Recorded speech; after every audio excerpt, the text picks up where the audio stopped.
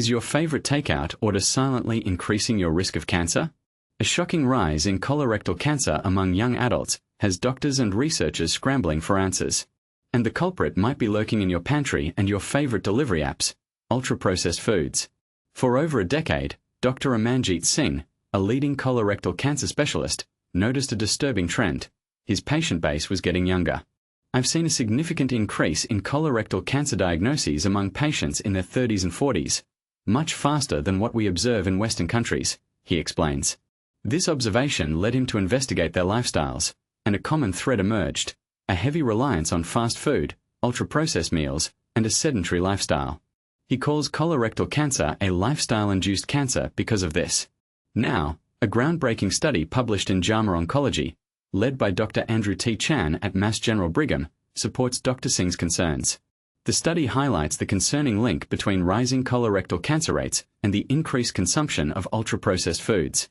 The research suggests that a poor diet is potentially triggering this disease in individuals under 50. Dr. Chan's team focused on a cohort of female nurses in their 20s, 30s, and 40s, and discovered that those who consumed more ultra-processed foods, sugary drinks, fried snacks, processed meats, chips, candies, and soda, had a significantly higher risk of developing precancerous polyps, which are abnormal cell clusters that grow in the colon or rectum. What exactly did the study reveal? The researchers meticulously tracked over 29,000 female nurses, beginning in their mid-20s to early 40s, from 1991 to 2015. These nurses provided detailed dietary information every 4 years through questionnaires and had at least one colonoscopy before the age of 50. The results were alarming. Nurses who consumed the most ultra-processed foods, around 10 servings daily, were 45% more likely to develop the most common type of precancerous polyp compared to those who consumed the least, approximately 3 servings per day. These ultra-processed foods included common staples like sliced bread, breakfast cereals, sauces, spreads, and artificially sweetened beverages. But here's where it gets controversial. Some argue that correlation doesn't equal causation. While the study shows a strong link, it doesn't definitively prove that ultra-processed foods cause colorectal cancer. Other lifestyle factors could be at play. However, the evidence is mounting, and it's worth taking notice. How do ultra-processed foods potentially trigger colon cancer? Dr. Singh explains that ultra-processed foods can disrupt the crucial balance of good and bad bacteria in the gut, which protects the intestinal lining. Damage to this lining allows toxins to cross the gut barrier, leading to inflammation. This inflammation can cause abnormal cell behavior and the growth of benign tumors called adenomas in the lower gastrointestinal tract, some of which can eventually become malignant. Furthermore, a diet heavy in ultra-processed foods often lacks fiber. When you consume more fruits, vegetables, and home-cooked meals, you increase your fiber intake.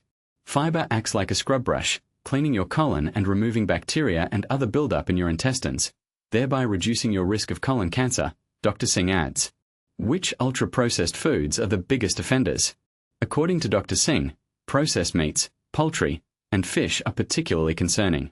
Pulverized or minced meats can contain detectable levels of phthalates, industrial chemicals that leach into the food during processing and packaging.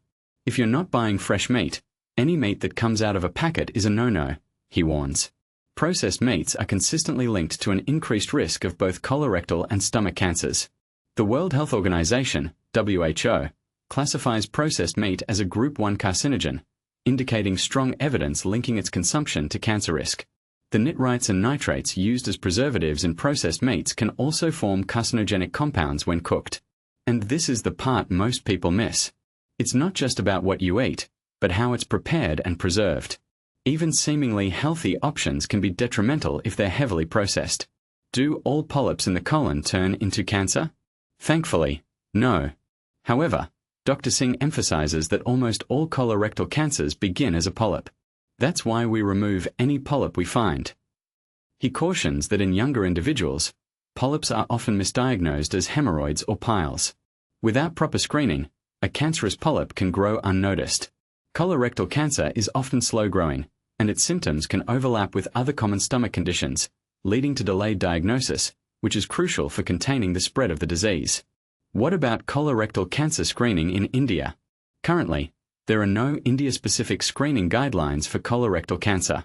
However, a colonoscopy performed for piles of fissures can reveal precancerous lesions or cell clusters, Dr. Singh advises. He also notes that colorectal cancers tend to affect Indians a decade earlier than their Western counterparts. In the US, the recommended age for routine colorectal cancer screening for individuals without symptoms was lowered to 45 due to the rising incidence in younger people. If a first-degree relative has had colorectal cancer, then the current generation should start screening 5 years earlier, or at age 40, Dr. Singh recommends. Here's a controversial thought. Should India adopt a similar screening guideline, lowering the age to 45, or even earlier, given the observed trends? What are your thoughts on this? What steps are you willing to take to reduce your risk of colorectal cancer? Share your opinions and experiences in the comments below.